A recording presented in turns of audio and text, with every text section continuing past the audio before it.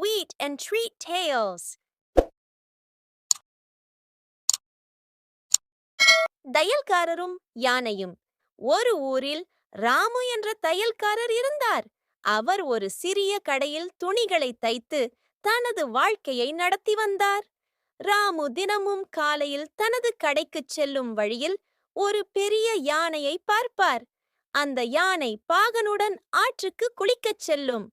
ராமு தினமும் அந்த யானைக்கு ஏதாவது ஒரு உணவுப் பொருளை கொடுப்பது வழக்கம். சில சமயங்களில் பழங்கள், சில சமயங்களில் பிஸ்கட் என்று கொடுப்பார். யானையும் ராமு கொடுக்கும் உணவை அன்புடன் வாங்கி சாப்பிடும். இதனால் ராமுவுக்கும் யானைக்கும் இடையே ஒரு நல்ல நட்பு உண்டானது. ஒரு நாள் ராமுவின் மனதில் ஒரு கெட்ட எண்ணம் தோன்றியது. இந்த யானை தினமும் நம் கடை வழியாகத்தானே போகிறது. ஒரு நாள் இதை நாம் பழிவாங்கினால் என்ன என்று நினைத்தார். மறுநாள் யானை வழக்கம் போல் ராமுவின் கடைக்கு வந்தது. ராமுவும் வழக்கம் போல் ஏதோ கொடுப்பது போல் கையை நீட்டினார். ஆனால் இந்த முறை அவர் கையில் உணவுப் பொருளுக்கு பதிலாக ஒரு ஊசியை வைத்திருந்தார். யானை தனது தும்பிக்கையை நீட்டியதும் ராமு அந்த ஊசியை யானையின் தும்பிக்கையில் குத்திவிட்டார். யானைக்கு பயங்கர வலி ஏற்பட்டது. கோபத்துடன் பிளிறியது. ஆனால் அதற்கு என்ன செய்வதென்று தெரியவில்லை. பாகன் யானையை சமாதானப்படுத்தி ஆற்றங்கரைக்கு அழைத்துச் சென்றான். யானை அன்று முழுவதும் வலியால் துடித்தது. ராமு செய்த துரோகத்தை எண்ணி வருத்தப்பட்டது.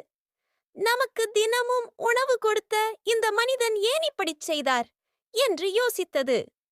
மறுநாள் யானை ஆற்றுக்கு குளிக்கச் சென்றபோது ஒரு சேற்றுக்குட்டையை பார்த்தது. தனது தும்பிக்கை நிறைய சேற்றை உறிஞ்சியது. ராமுவின் கடை இருக்கும் இடத்திற்கு வந்தது.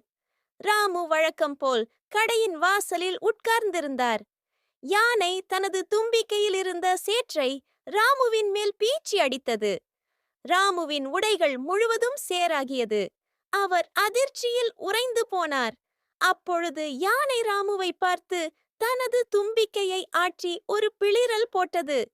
அந்த பிளிரலில், "நீ எனக்கு செய்த துரோகத்திற்கு இதுதான் பதிலடி" என்பது போல் இருந்தது. ராமு தனது தவறை உணர்ந்தார். தான் செய்த தப்புக்குத்தான் இப்போது தண்டனை கிடைத்துள்ளது என்பதை புரிந்து கொண்டார். அன்று முதல் அவர் யாருக்கும் தீங்கு நினைக்கக் கூடாது என்ற முடிவுக்கு வந்தார்.